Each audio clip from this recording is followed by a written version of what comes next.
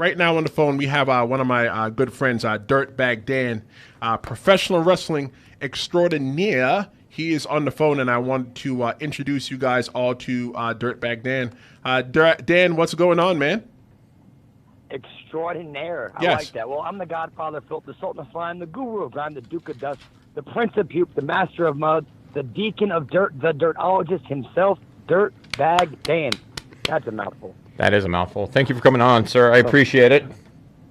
Thank you guys for having me. You know, the thing you guys got to realize about Dirtbag Dan is that Dirtbag Dan, he isn't like playing a gimmick. Like, Dan really is Dirtbag Dan. You know, but Dan's a good guy, and when I got into wrestling in New Jersey, Dan, you were gone, and honestly, I'd only heard from you from Richie Rotten, but you know, I met you, but I met you because you were gone. I mean, I never met you because you were gone from the business, but when I came back, you know, you were already back. So I met you like at Gino Caruso's school about 2 years ago. So what I always like to ask is, what has changed about the business since you left versus now? Well, I never really left the business. The longest break I ever actually took was 6 months. That was a court-ordered vacation at a county facility, if you say. Oh, okay. Okay. That's cool. The Holiday Inn. Okay. Yeah, something like that in Somerset County. Okay. Cool. Okay. So, but since I started, I mean, social media has just come a long way since 2002 when I started. You know, when I started, I was mailing out 8x10s that were paper, it's not laminated. I was putting VHSs together still for some reason because I wasn't too up to DVDs yet. And I was making the phone calls. I was showing up at promoters' houses, going to shows. Well, now it's just a YouTube link. And, you know, here's a link to my Facebook, my Instagram, my Twitter, as opposed to, like, actual footwork you're doing. That's the major change in my view, and I think in a lot of people's views. For me, when I first started, Twitter wasn't really a thing. Twitter was just like something, and then I just remember like that. And I started in 2009, and I remember like one day I just realized like Twitter just blew up. Like everybody was on Twitter. You know, Twitter allowed fans to connect to their favorite celebrities or personalities without actually having to friend them, like on a MySpace or a Facebook or something like that. The Book of Face. The Book of Faces. The Book of Face. The Book yes. of Faces. Brian, you got anything? So you've been in the business technically 15 plus years, I assume. Yep. Yes. 17 going on 18. Wow. Okay. So Brian, what kind of research did you do? I'm sorry. I did some research. I'm sorry. No selling me. Thanks, You're 2 years off. It's okay. Okay. I just said 2002. So you were, from what I read, NWS Cruiserweight Champ and JWA American Champion as well. That's any other titles that you've had since then? My first ever championship was the ECPW Junior Division championship, which was a championship for kids from 14 to 18. Wow. Okay. First ever NWS Cruiserweight Champion, first ever JWA American Champion. Awesome Wrestling, which was America's Wrestling's Elite Superstars of Mat Entertainment, Jersey Shore Champion. Okay. Garden State Pro Wrestling Cruiser Core Champion, Warriors Wrestling Tag Champ. Garden State Total Wrestling. Mayhem Pro Wrestling Hardcore. What else? I don't know if I can curse. My bad. It's all right. We're on the internet. You're good. Yeah, you're good. Yeah.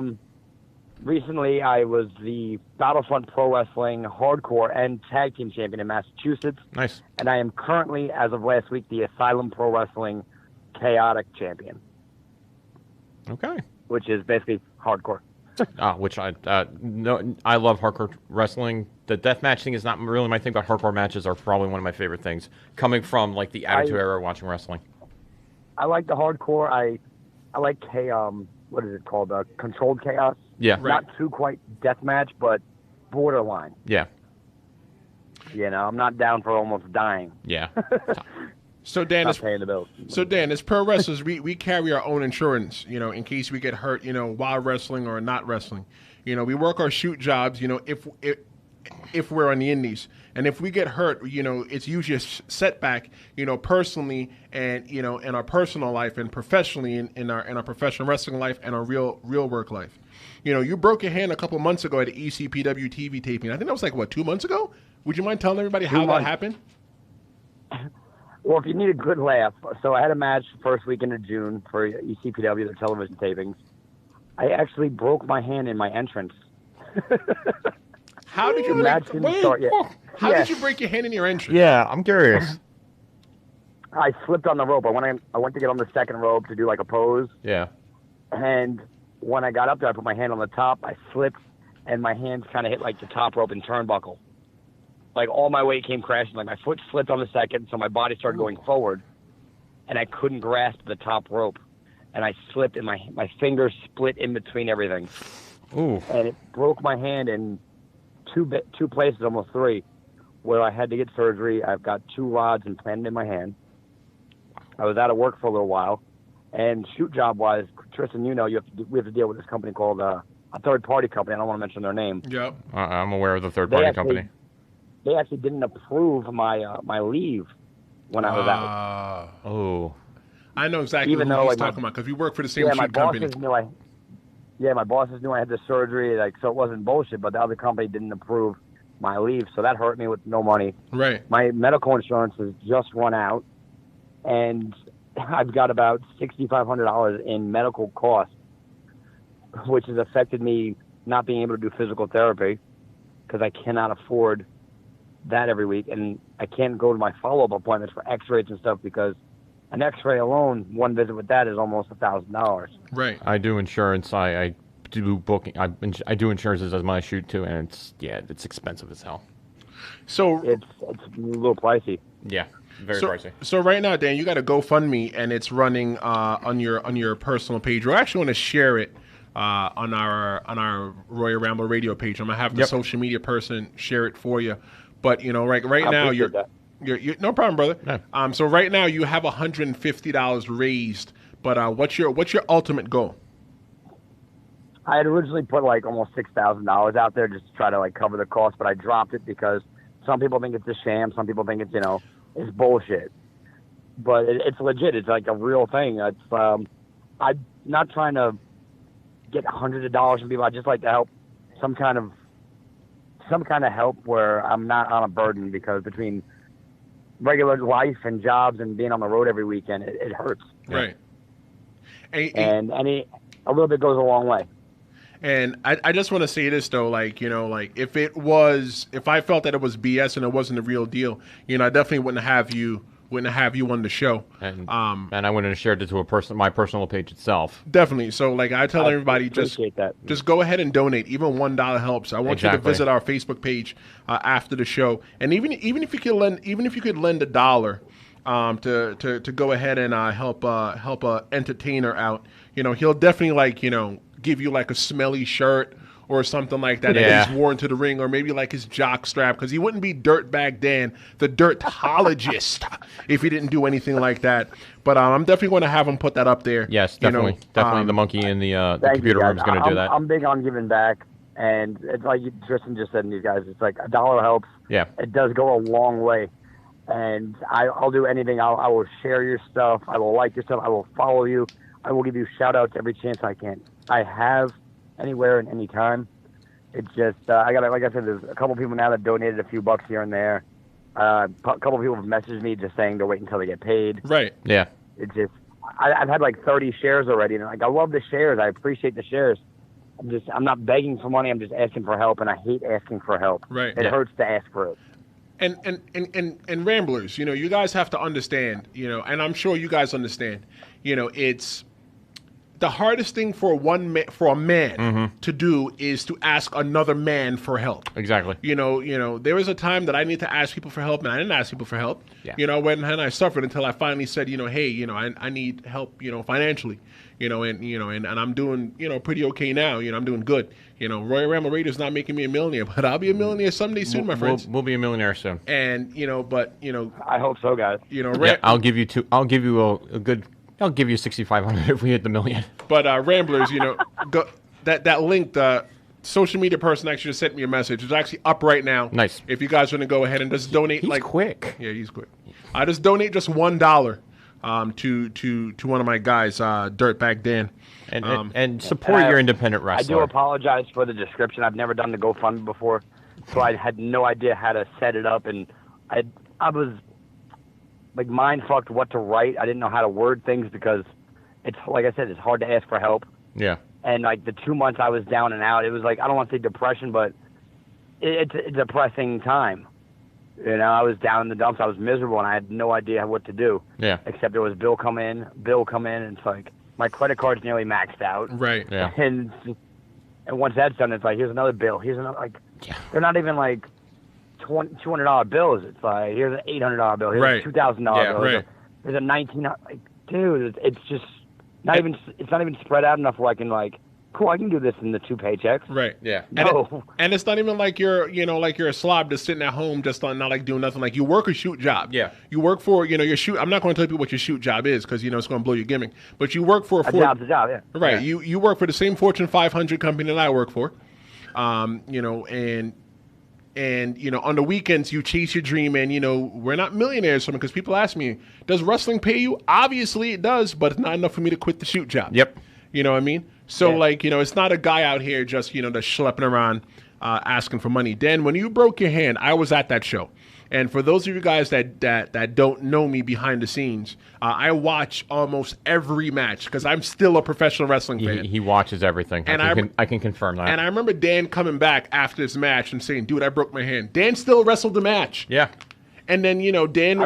I wrestled another match as well then later that night. He had to record another match for TV, and Dan still wrestled that Wow. match. You know, so like that, you know, that just shows that, you know, the mentality that some of us wrestlers had. Like I've told stories before. I don't think I ever told you this story, Brian. No, you haven't. One time in Brooklyn, I sprained my ankle.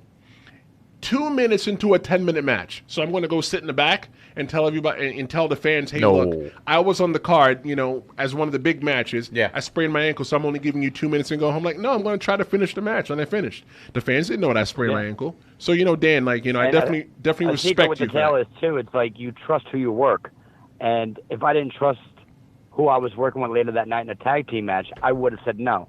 But I trusted the two guys. They knew my situation, that it might be broken, it might not. Who knew at the time? You know, sometimes it's a stinger, and you just shake it off. Right. But I went out there. They protected me. Everything was safe.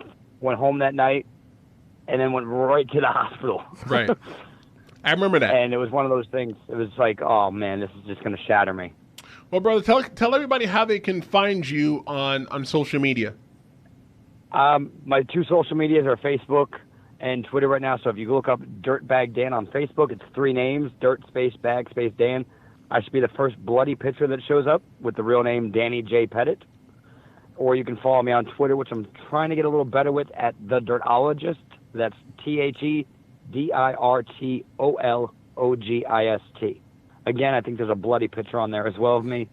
So it's just, don't mind the blood. If you're a little squeamish and stuff, I apologize. We can talk about maybe, if you like a photo, I'll change it for you. But donate $1 first. I'm actually following you now on Twitter, Dan. Don't make me a fan, all right? Make sure you follow me back. Will you wrestle? I literally, if you follow me, I follow you instantly. Because I feel it's a 50-50 thing. Like, Yeah. I appreciate any person that looks at my stuff. I will look at yours as well. I will like, share, and support. Because we should all work together. We should all look out for each other. This is a family business. And even the fans, like, if you're going to follow me and come to a show and buy merchandise, I want to follow you as well in life and in general, because you're showing me love. I want to show it right back to you. So right now, Dan, you're tagging with in the Filthy family. You got Johnny Chill, and you got the Cowboy Big Cal Stevens. You know, what's one of the biggest messages that you give to the younger guys? Because for those of you guys, the Rambles that you don't know, those guys have only been wrestling less than 2 years. So what's Really? one? Yeah. And- Wow. And both of them are 20. The one is 20, and the other kid's 17. Both kids No, he's not I found 17. at the school. I tell him to tell people he's 18. He's 18 and a half. 18 and a half. I'm sorry, 18 and a half. But they both worked hard. They both had determination and a drive that I remember when I started at 16. So with Cal, one time I told him, I was like, hey, man, look, you know, we're working out a lot together. You want to come on the road with me? There's no guaranteed bookings, but you show face, you help out. Yep. And after a few shows, a promoter was like, hey, I got a managing gig. I got a battle royal here. And we started working out more together, and that's how it worked, the connections. But you can't just show up to shows. You got to send out, you know, you have to send emails. You got to correct. message the promoters directly. You got to put a little bit more work in than just, hey, I'm Joe Schmo. I wrestle 4 states away for so-and-so, maybe a company he's never heard of. So if you do, this is the advice I give you. If you're going to show up to a show out of the blue, message them first, letting them know you're coming so they see your face. So when you do approach them, maybe they go, oh, this kid messaged me on Tuesday, you know. Hey, let's give him a shot maybe. Very good. Fair enough. Don't be scared. You know, sometimes, you know, you get no-sold. All of us workers have done it, you know. I sent the message, he read it. Yeah, right. Well, send him another message. You know, or find out when his next show is and go down and talk to him like a man. You know, face to face. You know how many times Gino no-sold me, and look where I am now? It happens. Yeah, this is the new wave of technology. I got no-sold. He read it, you know. Well, I go through my messengers, and I see I shot promoters a message 2 years ago. Really? Some of them getting back to me now. Yeah, I'm re-messaging them again. They're like, oh, I apologize. You know, my things got flooded. It happens. When a promotion's hot, they can't always get back to you. So you either got to take the ride or keep trying. Don't give up. All right. Well, thank you very much there, Dan, for calling in. I do appreciate it. Dirtbag Dan. You can follow him at The Dirtologist on Twitter and Facebook. As Dirtbag Dan on Facebook. I appreciate you guys having me. Thank you so much. Thank you, sir.